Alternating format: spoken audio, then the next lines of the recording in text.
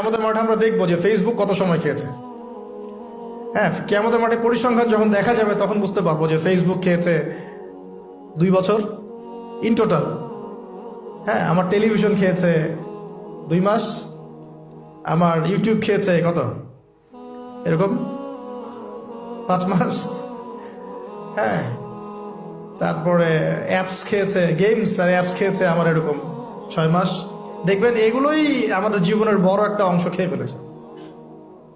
যদি একজন ব্যক্তি ডেইলি 1 ঘন্টা করে টিভি দেখে বা এইসব জায়গায় সময় কাটায়, তাহলে নিঃসন্দেহে সে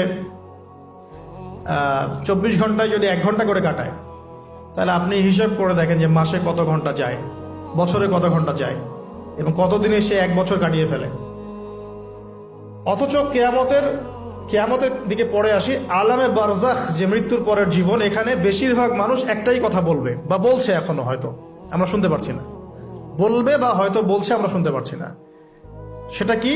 তারা বলছে, রব্বানা, হে আমাদের রব, আবসরনা, আমরা দেখলাম, পরকাল আমরা দেখেছি, ওয়া সামি'না, আমরা পরকাল শুনেছি, ফারজি'না, আমাদেরকে ফিরিয়ে দিন।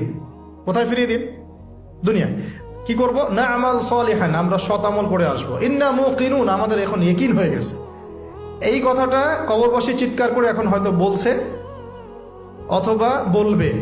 আল্লাহু আলাম। আল্লাহ পাক সূরা আলিফ লাম মিম সাজদার মধ্যে আয়াতটা নাযিল করেছেন, রব্বানা, হে আমাদের রব, আবসরনা ওয়া সামি'না ফারজি'না না'মাল সালিহান ইন্না মুকিনুন, হে আমাদের রব, আমরা দেখেছি পরকাল, আমরা শুনেছি, বুঝেছি, মানে ইন্দ্রিয় দিয়ে পরকাল উপলব্ধি করেছি।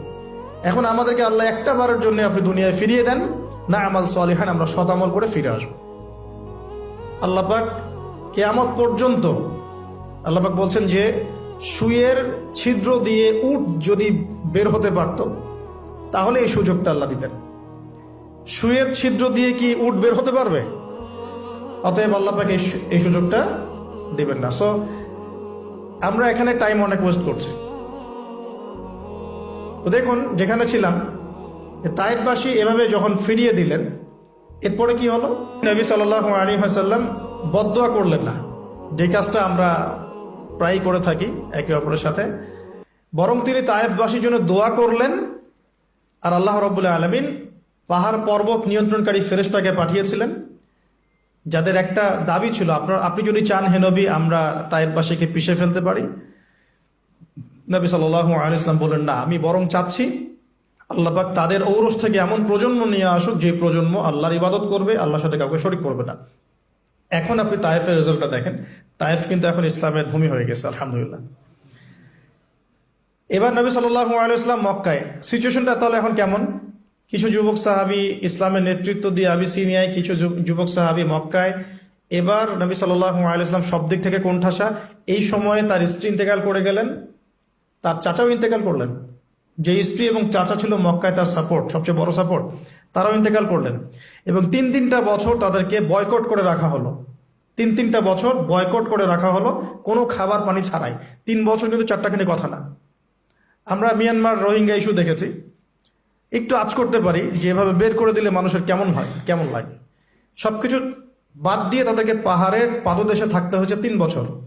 ওখানে হামজাও ছিলেন, সুবহানাল্লাহ। নবী সাল্লাল্লাহু আলাইহি ওয়াসাল্লামের কাছে তারা অনুমতি চাচ্ছিলেন যে আমাদেরকে খালি অনুমতি দেন, আমরা যে কয়জন আছি এই কয়জন নিয়ে যুদ্ধে ঝাঁপিয়ে পড়ব। নবীজি বললেন, না, বরং তোমরা ধৈর্য ধরো। এখন আল্লাহ পাক এই হুকুম আমাকে দেন নাই, তোমরা ধৈর্য ধরো। হামজার মতো সাহাবী, যিনি একাই 20 জনের সাথে লড়াই করতে পারেন, তিনি ধৈর্য ধরলেন যে আমরাও ধৈর্য ধরে আছি। সিচুয়েশন ডিমান্ড, একটা কথা, সিচুয়েশন যেমন সেভাবে রিয়াক্ট করতে হয়।